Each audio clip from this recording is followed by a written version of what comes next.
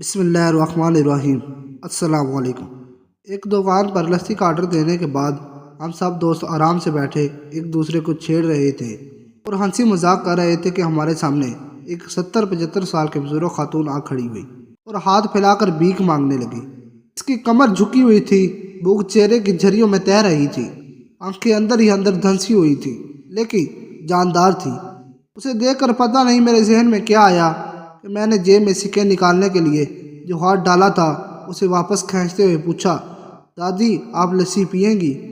اس بات سے دادی تو کم حیران ہوئی لیکن میرے دوست زیادہ حیران ہوئے، کیونکہ اگر میں انہیں پیسے دیتا تو میں صرف 5 یا 10 روپے دیتا، لیکن لسی 40 روپے کی تھی۔ اس لیے میرے لسی پی کر غریب ہونے اور اس بوڑھی دادی کے دھوکے سے امیر ہونے کے امکانات بہت بڑھ گئے تھے۔ دادی نے ہچکچاتے اور ڈرتے ہوئے ہاں میں گردن ہلا دی۔ 6-7 روپے جو انہوں نے بھیک مانگ کر اپنی جھولی میں جمع کیے تھے کانپتے ہاتھوں سے میری طرف بڑھائے۔ مجھے کچھ سمجھ نہیں آیا تو میں نے ان سے پوچھا، یہ کس لیے ہیں؟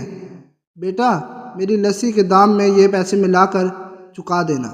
میں پہلے ہی انہیں دیکھ کر جذباتی ہو گیا تھا، جو کچھ ادھورا رہ گیا تھا اس کی کمی اس چیز نے مکمل کر دی۔ اس غریب خاتون کی خودداری دیکھ کر میری آنکھوں میں نمی آ گئی، میری آواز رنج گئی۔ بڑے گلے سے میں نے دکاندار کو لسی کا گلاس لانے کو کہا۔ وہ اپنے پیسے دے کر پاس ہی زمین پر بیٹھ گئی تھی۔ اب مجھے اپنی بے بسی کا احساس ہوا، کیونکہ وہاں موجود دکاندار میرے دوست اور بہت سے دوسرے گاہکوں کی وجہ سے میں انہیں کرسی پر بیٹھنے کے لیے نہیں کہہ سکتا تھا۔ مجھے ڈر تھا کہ کہیں کوئی ٹوک نہ دے، ایسا نہ ہو کہ کسی غریب بھکارن عورت کو اپنے پاس بٹھانے پر لوگوں کو یا دکاندار کو اعتراض ہو۔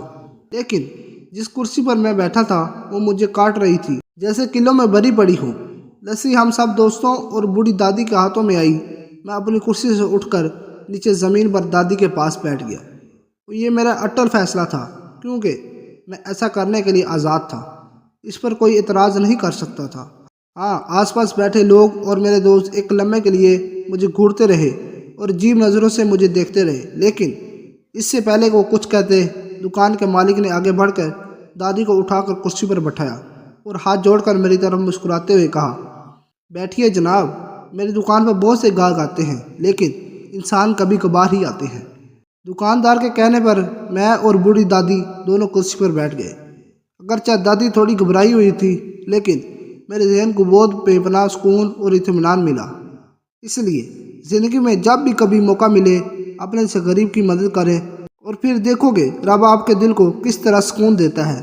اگر ویڈیو اچھی لگی ہے تو میری ویڈیو کو لائک اور چینل کو سبسکرائب ضرور کیجیے گا۔ اللہ حافظ۔